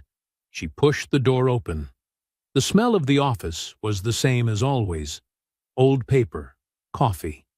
The particular dry warmth of a room where serious work had been done for a long time. The late afternoon sun came through the window behind Julia's desk in a long, flat band of light that caught the dust in the air and made the room feel very still. Julia looked up when Cora entered. Her expression was carefully neutral. She gave a small nod toward the chair beside the one already occupied. Mitch Garver turned his head. He looked like he hadn't slept since Saturday. His face was drawn and pale beneath the eyes in the particular way of someone who had been awake, not because they couldn't sleep, but because every time they got close, something pulled them back.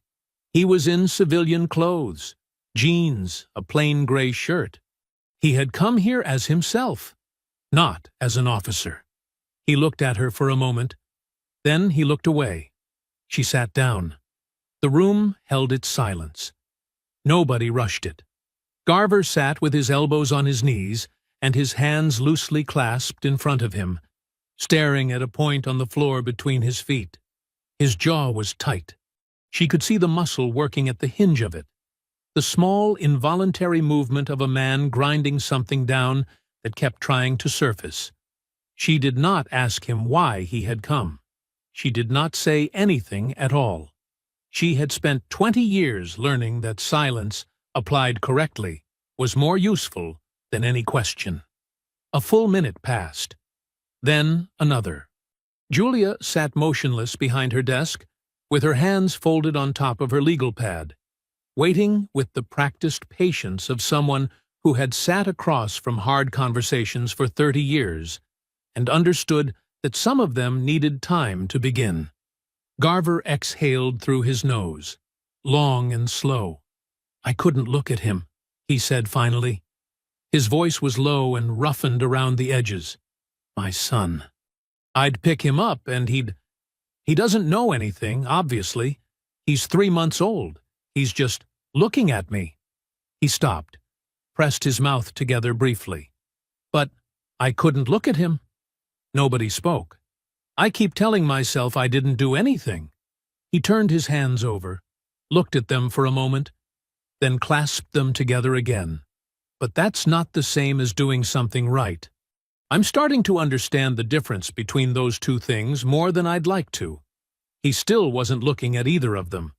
The words were arriving in pieces, like a man dismantling something that had been built tightly. "I didn't come here with a plan," he said. A pause. "I drove past Meridian this morning, just driving, and I thought about you standing next to that bike." He glanced at Cora briefly, then back at the floor. "And then I drove here." Cora said nothing. Julia said nothing. Garver sat with the silence for a moment. Then he reached into his jacket pocket. He held his personal cell phone in both hands for a long moment, looking at it like a man deciding whether to open a door he couldn't unopen. He set it on the edge of Julia's desk. 3 days after I recanted, he said, I got a text from a number I didn't recognize. I looked it up. He paused. It belongs to an attorney named Douglas Fenn. He's been handling department legal matters for Dobbs for 6 years. Julia put on her reading glasses and picked up the phone. Cora leaned slightly to read alongside her. There were 3 messages. They had been sent over the course of a single evening, each one spaced a few hours apart, like they were designed to land in sequence and build. The first said that Garver's cooperation with outside parties had been noted at the departmental level. That questions had recently been raised regarding a procedural filing irregularity in his personnel record from 18 months prior.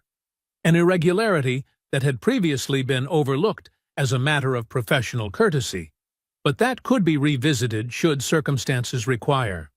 The second message noted that officers under active internal review sometimes experienced processing delays in their departmental health coverage.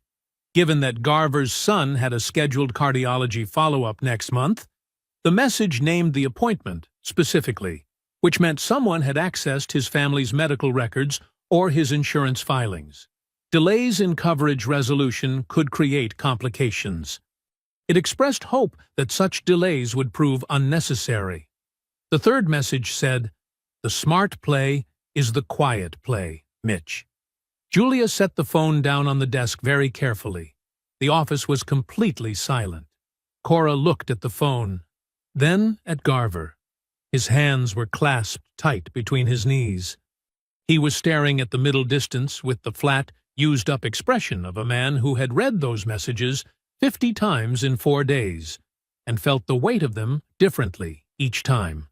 "They named his appointment," Cora said quietly. "Yes," Garver said. "That's witness intimidation," she said. She said it plainly because it was a plain fact, and he deserved to hear it named correctly. "I know what it is."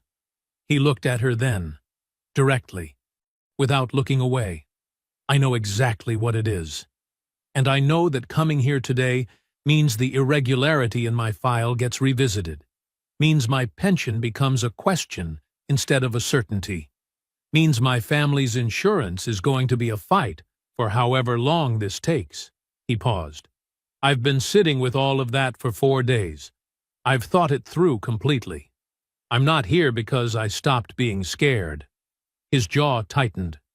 "I'm still scared." He reached out and picked the phone up from Julia's desk and held it for a moment before sliding it back into his jacket pocket. "But my son is going to be old enough to ask me questions someday," he said. "About who I was. About what I did when it mattered." He looked at Julia steadily. "I want to have the right answers." Julia held his gaze for a long moment. Then she stood and extended her hand across the desk. Garver stood. He shook it. He looked like a man who had just walked through something and wasn't entirely sure yet what was on the other side. But he was standing, both feet on the ground, eyes forward. That was enough. It was more than enough. The call came at 6:47 a.m. Cora was already awake. She had been awake since 5, sitting at her kitchen table in the gray pre-dawn quiet with a cup of coffee she had barely touched, doing nothing in particular. Just sitting, waiting for the day to arrive without knowing exactly what it was bringing, which was an unusual feeling for a woman who spent her professional life knowing exactly what was coming and exactly how to meet it. Her phone lit up. Deputy Director Cole. She answered immediately. "It's done," Cole said. "Indictments were unsealed 20 minutes ago. We move in the next hour." A brief pause. "I wanted you to hear it from me before the news." She set her hand flat on the table. "Thank you, Harlan," she said. "Get dressed," he said. "There's somewhere I need you to be by noon." She didn't watch the news coverage live. She got dressed instead. Dark suit, white shirt. The good shoes she kept for courtrooms and press conferences and moments that required her to be fully present and completely composed. She stood at the bathroom mirror and looked at herself for a moment. The woman looking back was 10 days older than the one who had ridden a Ducati down Meridian Boulevard on a Saturday afternoon thinking about pot roast and sweet tea. She looked like she had earned every one of those 10 days. At 7:04 a.m., 6 federal agents in plain vehicles arrived at the Macon County Sheriff's Department. They did not use sirens. They parked in the visitor lot in a line and got out with the unhurried efficiency of people who had done this before and had no reason to rush because everything was already decided. Two of them carried document cases. All of them wore jackets with 3 letters across the back. They came through the front entrance single file, badged through the security desk without stopping, and walked the length of the main corridor toward the sheriff's private office at the far end of the building. Sheriff Ray Dobbs was at his desk at 7:04 a.m. because Ray Dobbs was always at his desk by 7. It was the kind of discipline he mentioned often in interviews. He was reading through the week's scheduling summary with a cup of coffee at his elbow and the comfortable certainty of a man who had just watched his internal investigation conclude exactly the way he needed it to. He heard the change in the building before anyone reached his door. It was a subtle thing, a shift in the ambient sound of the precinct. The particular quality of a busy office going quiet in sections, one room at a time, the way quiet travels when something is moving through a space, and everyone it passes stops what they are doing to watch it pass. He looked up from his desk. Through the interior window that faced the main corridor, he could see his assistant, Patricia, standing motionless at her station with her hands at her sides. She was staring at something outside his line of sight. Her expression was the expression of someone watching something they had no framework for. Dobbs set his coffee cup down slowly. He straightened his back. He looked at his hands on the desk for a moment. Steady, flat. The hands of a man who had managed difficult situations for 30 years. Then the knock came. 3 measured raps against his office door. Not loud. Not aggressive. The knock of a person who was not asking for permission. The door opened before he responded. The agent who entered first was a woman in her 40s, dark jacket, warrant folder open in her left hand. She crossed the room to his desk with 4 even steps and stopped in front of it and looked at him directly. "Sheriff Dobbs," she said. "I'm Special Agent Diane Torres, FBI Atlanta Field Office. I have a federal arrest warrant issued by the United States District Court for the Northern District of Georgia." She placed the warrant folder on the desk in front of him and stepped back 1 pace. "Please stand and keep your hands visible." Dobbs looked at the warrant. He looked at it for a long time. His expression moved through several things in a short space. Calculation, assessment, the rapid running of options, and arrived somewhere that was not quite acceptance, but was adjacent to it. The look of a man who had understood several minutes ago that this was coming and had spent those minutes deciding how to be seen when it arrived. He stood, straightened his jacket, kept his hands in plain sight. He said nothing. Behind Torres, 2 more agents entered the room. One of them moved to his desk and began a methodical review of the files and materials on its surface, placing a hand on each item without disturbing anything yet, cataloging, not searching. Not yet. Outside in the corridor, through the interior window, Dobbs could see his staff watching. His deputy chief, his desk sergeant, the young officer from intake whose name he could never remember. All of them standing still. All of them watching him be walked out of the office he had occupied for 11 years, in the uniform he put on every morning like it meant something permanent. He let the agent take his arm. He walked. At 7:15 a.m., 4 federal agents arrived at Emil Larkin's house on a residential street in the eastern part of the county.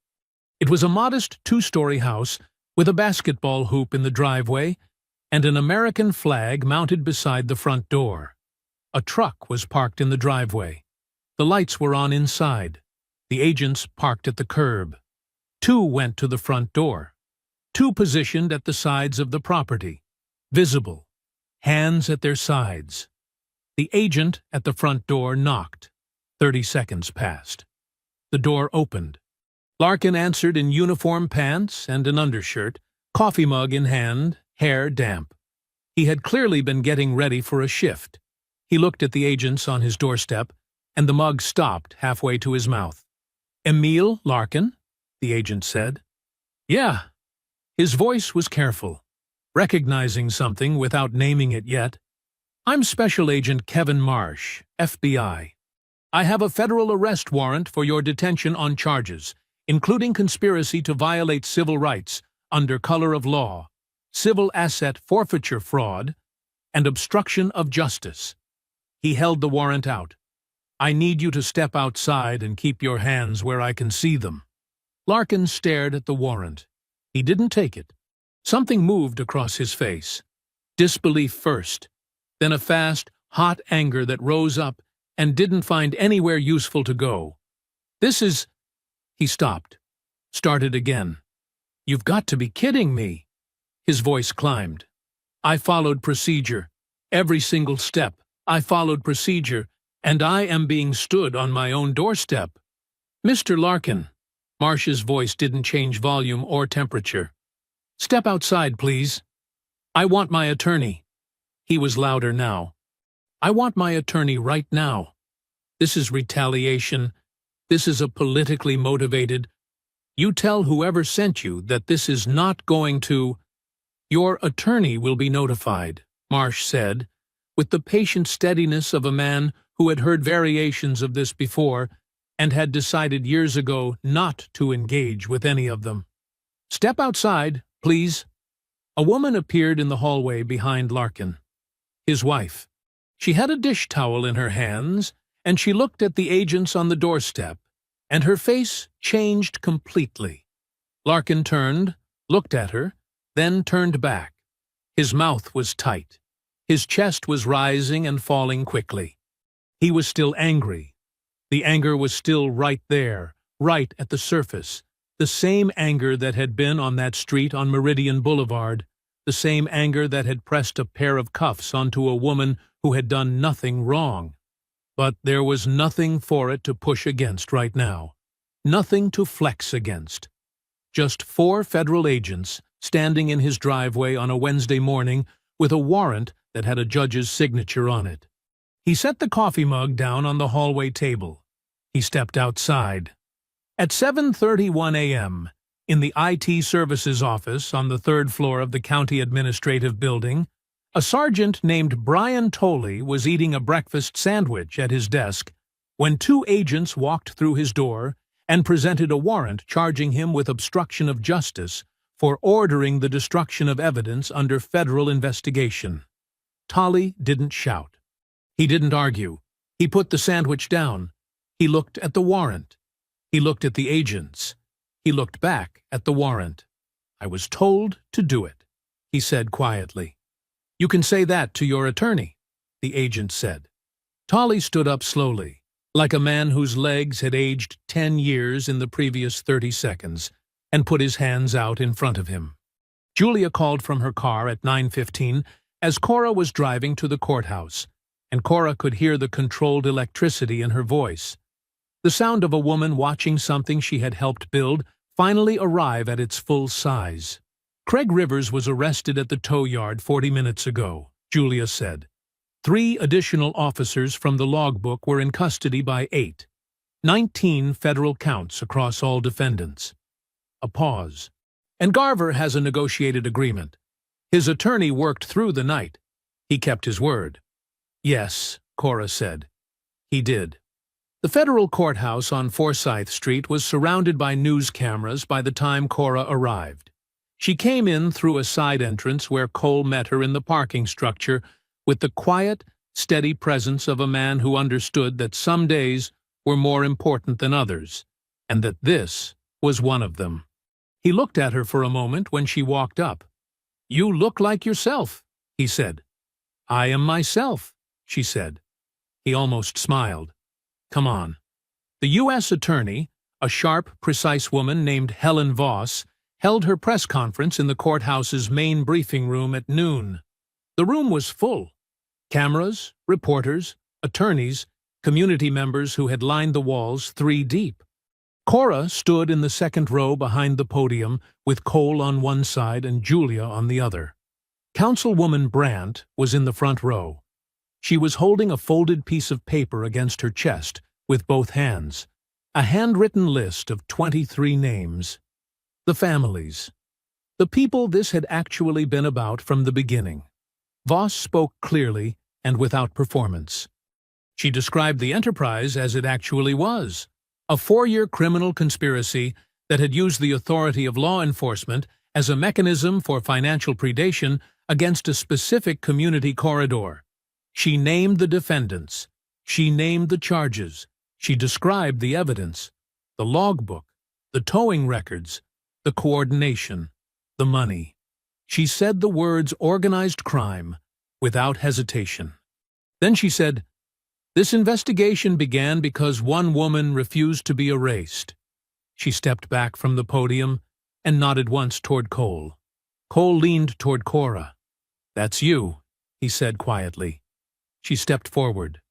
The room shifted. Cameras adjusted. The low murmur beneath Voss's remarks went completely silent. Cora stood at the podium and looked out at the room. At Brandt in the front row with her list pressed against her chest and her eyes full and her chin held high. She thought about Meridian Boulevard, about blue lights in her mirror on a Saturday afternoon, about the sound the cuffs made, about the red line across her wrist bone that had bruised by morning and faded by the following week, about the things that don't fade. She pulled the microphone toward her, set both hands on the edges of the podium, and began. Cora spoke for 4 minutes. She did not speak about herself. She stood at the podium in the full briefing room with the cameras pointed at her, and the silence of 200 people pressing in from all sides, and she spoke about the 23 families. She said their names. All of them.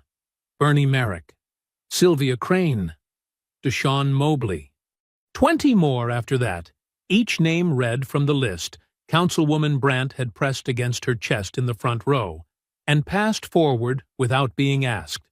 The moment Cora stepped up to the microphone, she read every name slowly and clearly, the way names deserve to be read when they have been ignored for too long. Then she set the list down on the podium and looked up. "What happened to me on Meridian Boulevard 10 days ago was wrong," she said.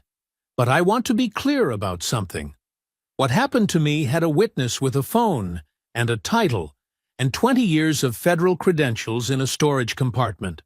What happened to these 23 people?" She touched the list. "Happened in the dark. Happened to people who were told their word wasn't enough, who were processed through a system designed to take from them and move on before anyone looked too closely." She paused. "We looked closely, and we are not looking away." She stepped back from the podium. The room held its silence for a full 2 seconds before it broke open. Afterward, in the corridor outside the briefing room, Brandt found her. She didn't say anything for a moment. She just put both arms around Cora and held on the way older women hold on when they have been fighting something for a very long time and have just watched it begin to fall. Cora held on back. "Your father would have loved today," Brandt said quietly, close to her ear. Cora closed her eyes briefly. "Yes," she said, "he would have." The restitution details were announced by Voss in a follow-up briefing that afternoon. A community fund had been established, seeded by federal civil asset recovery from Meridian Towing and Recovery and its associated shell companies.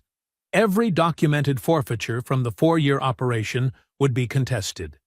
Vehicles that could be returned would be returned. Those that could not would be compensated from the fund at fair market value. Every pretextual arrest made on Meridian Boulevard during the operation's active period would be reviewed for expungement. The county's exclusive towing contract with Meridian Towing and Recovery was terminated effective immediately. Deshaun Mobley's Kawasaki was already in the process of being located and returned. Julia found Cora in the courthouse parking structure at 4:30, still in her suit jacket, sitting on the hood of her car with her feet on the bumper and her face tilted up toward the narrow strip of sky visible between the levels above. Julia leaned against the car beside her and said nothing for a moment. "How do you feel?" she asked finally. Cora considered the question genuinely, the way it deserved. "Tired," she said. "Grateful." A pause. Ready to go home? Julia nodded. Your mother called me twice today, she said. She wanted me to make sure you ate something. Cora smiled. It was a real smile. It reached her eyes and stayed there. I'm heading over there now, she said. She pushed off the hood and stood up straight. She looked at Julia, this woman who had picked up a phone at 7 in the morning 10 days ago and said, I'm already working before Cora had even asked. This woman who had stood beside her father in a photograph on an office wall for 30 years and had never once stopped doing the work that photograph represented. Thank you, Cora said, for all of it. Julia waved a hand like the words were unnecessary, but her eyes said she heard them. Go ride your bike, Julia said. She changed in the Federal Building's ground-floor restroom. Suit exchanged for riding leathers. Good shoes exchanged for boots. She folded the jacket carefully over her arm and walked it to her car, hung it on the hook behind the driver's seat, and went to where the Ducati waited on the parking level above. She stood beside it for a moment. She ran her hand along the fuel tank the way she always did. The metal was warm from the afternoon. She checked the mirrors, checked the tire pressure out of habit, pulled on her gloves, finger by finger. Then she put her helmet on, swung her leg over the seat, and started the engine. The sound filled the parking structure and bounced off the concrete walls and came back to her from every direction at once, full and deep and completely alive. The sound Wade had loved. The sound she had spent 8 months rebuilding from nothing because some things were worth the work of bringing back. She rolled out of the parking structure into the late afternoon sun and turned south. Meridian Boulevard was exactly as it always was. Shop windows, oak trees, families moving along the sidewalk without a care in the world. The ordinary, unhurried rhythm of a city going about its Saturday afternoon. The wide, flat road running south in the warm October light, exactly as it had run on the afternoon 10 days ago, when she had ridden down it, thinking about pot roast and sweet tea, and the particular piece of a rare day off. She rode past the spot. She knew exactly where it was. She would always know exactly where it was. The precise point on the curb where the Ducati had sat, with its engine cooling, while she sat cuffed in the back of a patrol car. The exact stretch of sidewalk where Lucy Brandt had raised her phone and refused to look away. She did not slow down. She rode through it the same way she had ridden into all of it. Eyes forward, spine straight, both hands steady on the bars. Not performing strength, simply having it. The way she had always had it, on every street, in every room, through every year of a life built on the refusal to be made small. The Ducati's engine opened up as she cleared the corridor and the road widened ahead of her. She was not riding away from something. She was riding toward everything she had fought for, toward her mother's kitchen and the smell of pot roast and the sound of a woman who had been watching the clock and putting a plate in the refrigerator for 10 days, waiting for her daughter to finally come home. She rode. 3 months later, the federal cases moved through the Northern District of Georgia with the quiet, grinding efficiency of a system that, when properly directed, was capable of extraordinary thoroughness.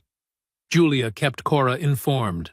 Not because Cora needed the updates to move forward with her life, she had already done that, but because Julia believed that the people who had fought hardest for a verdict deserved to hear it spoken clearly when it arrived. She called on a Tuesday morning in January. Cora was back at the Atlanta field office, 3 weeks returned from administrative leave, sitting at a desk that felt familiar and right and entirely hers again. Dobbs took a plea, Julia said. Cora leaned back in her chair. Ray Dobbs, former sheriff of Macon County, had entered a guilty plea on 7 federal counts: conspiracy to deprive civil rights under color of law, civil asset forfeiture fraud, wire fraud, and 2 counts of using a public office for private financial gain. His attorneys had negotiated aggressively for 18 weeks, and had arrived at a number they apparently considered acceptable. 14 years in federal prison, no possibility of early release for the first 10. He would serve his sentence at a federal correctional facility in Alabama, approximately 90 miles from the office he had occupied for 11 years. His pension was forfeited in full. His brother-in-law, Craig Rivers, whose towing company had been the financial engine of the entire operation, had not been offered the same plea consideration. He had gone to trial and lost badly. The jury deliberated for less than 4 hours. He received 18 years on 9 counts of fraud, conspiracy, and criminal profiteering. Meridian Towing and Recovery was permanently dissolved by court order. The property and equipment were liquidated to fund the community restitution account. "And Larkin," Cora said. Julia paused in the particular way she paused when a piece of information carried more weight than the words around it. Emil Larkin had refused a plea for 11 weeks. His attorney had argued publicly and loudly that his client had done nothing beyond the limits of standard law enforcement procedure, that the stop on Meridian Boulevard was lawful, and that the federal charges amounted to political persecution of a working officer. He had given 2 more television interviews from his living room. He had started a fundraising page that raised a modest amount from people who had never been on the wrong side of a pretextual stop and never expected to be. Then the logbook was admitted into evidence. His attorney stopped giving interviews. Larkin accepted a plea on 5 counts: conspiracy to violate civil rights under color of law, fabrication of a law enforcement pretext, obstruction of justice, participation in a criminal forfeiture enterprise, and witness intimidation relating to the pressure campaign against Garver. The sentence was 11 years. He would be required to complete a full civil rights accountability program as a condition of any eventual parole consideration.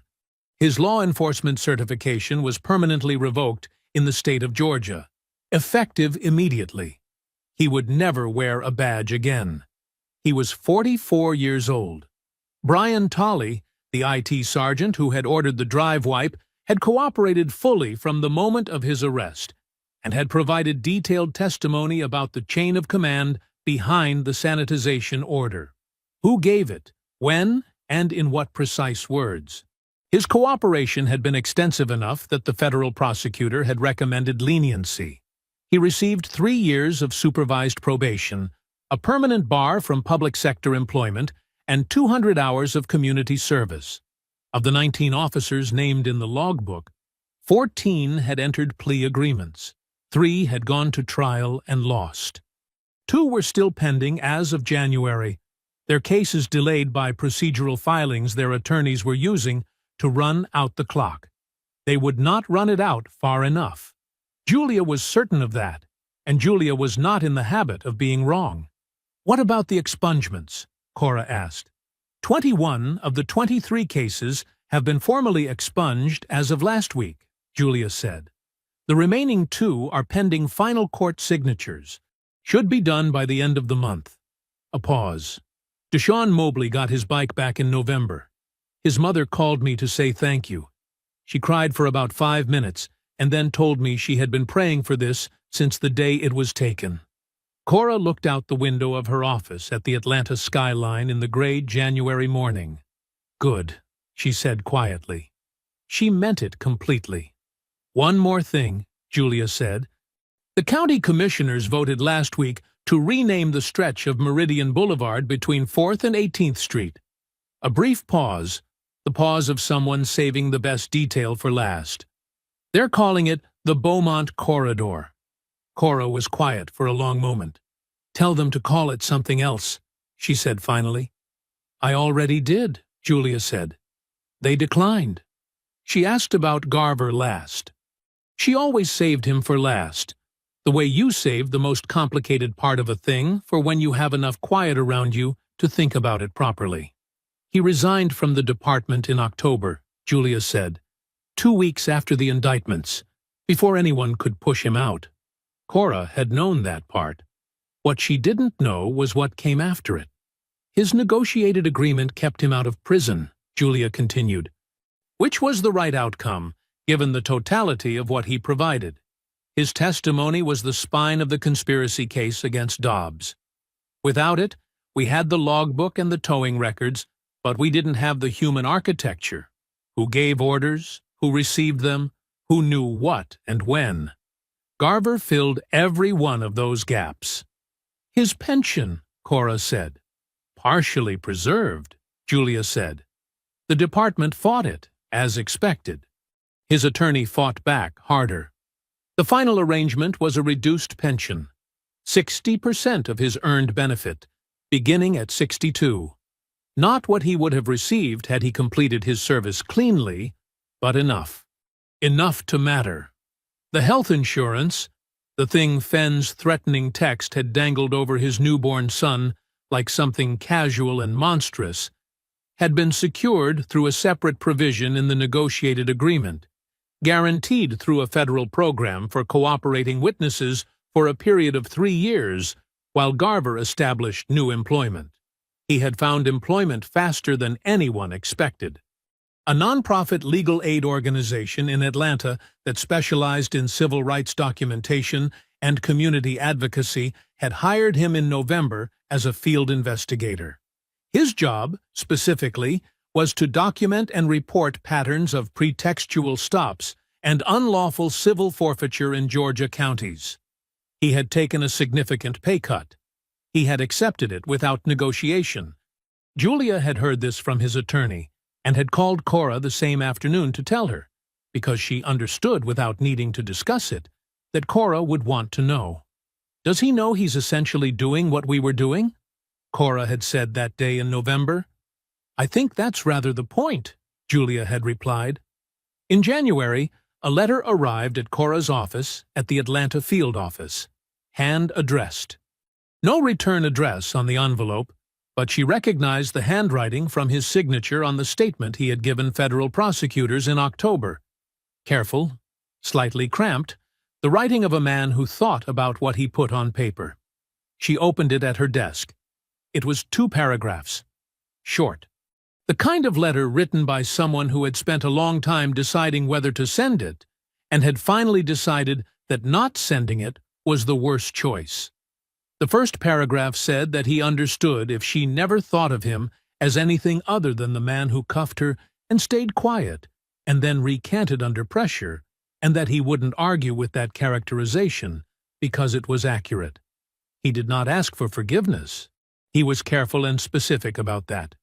He wrote the words, "I am not asking you to forgive this," in a complete sentence, and moved on, which told her more about his character than any apology could have.